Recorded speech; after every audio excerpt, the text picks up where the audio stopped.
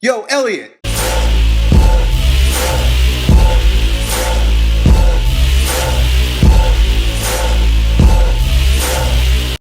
Jake Carpenter claims to be the type of dude that always likes to go the extra mile. This is what he says in his question here. He says it's typical for me to train chest twice in the same day for weeks on end. He'll train in the morning and then again at night. Is this a waste of time or will it support my gains? So this is where I approach the question by saying it depends on who you ask and what your goals are.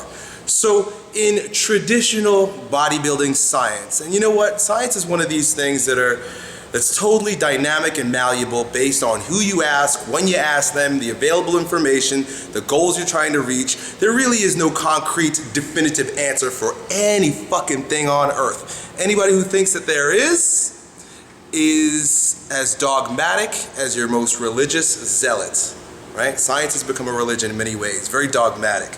But with that being said, there are times when, yes, it will be advantageous to your gains and your ability to grow bigger and stronger to use what's called controlled overtraining, which basically means there's a phase of accumulation, basically volume and intensity accumulation, immediately followed by a phase of intensification or overcompensation, right? I'm kind of scanning my memory here to remember where I got a lot of these ideas from.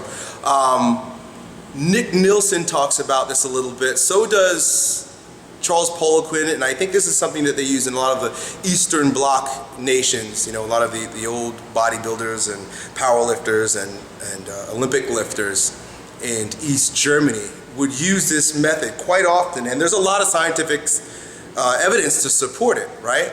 Again, it depends on which scientist, and more importantly with science, it's very funny, who's funding it and what's their agenda. So what that would look like, and again, this is up to you. You've got to try it yourself. You can do the research if you'd like. I'll try to remember to put a link down below. You know, that's about a 50-50 chance that I actually will. But do your own research on controlled overtraining, intensification and accumulation training, or overcompensation. And this is basically where you'll go a few weeks where you deliberately overtrain, like you will train your muscle twice a day, 3 times a week. You know, some crazy shit like that. There are programs that are actually outlined that give you, in fact, Nick Nielsen has some. Look on his channel, or again, I'll put a link down below if I can remember.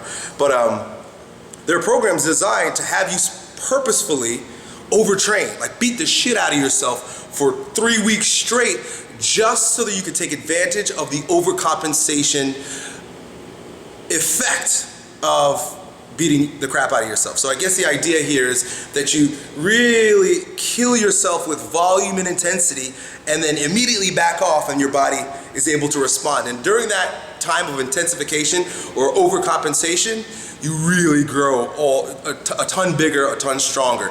And during that phase, what your workout looks like is the complete opposite of during your accumulation phase. During this phase, you're doing about half the volume of work. You're taking long rest intervals. You're basically doing lazy workouts. But this is actually where you grow. This is actually where you gain. So for you to be doing chest twice a day, every day, whatever the case may be, is fine if you're considering it an accumulation phase. Not, this is just the way I work out forever, because then you'll burn yourself out, you'll have adrenal fatigue, you'll never get stronger, and you'll wonder why. But if you're using it strategically, as a phase of training, followed by, very important, because this just makes fucking sense, right? Followed by the exact opposite that allows you to recover from the crazy ass training, then you might be just fine, bro. So check that out, try that out, try it out. Let me know how it works for you. Again, I never put my foot down to say that one thing is the only way to do things. There are lots of different ideas.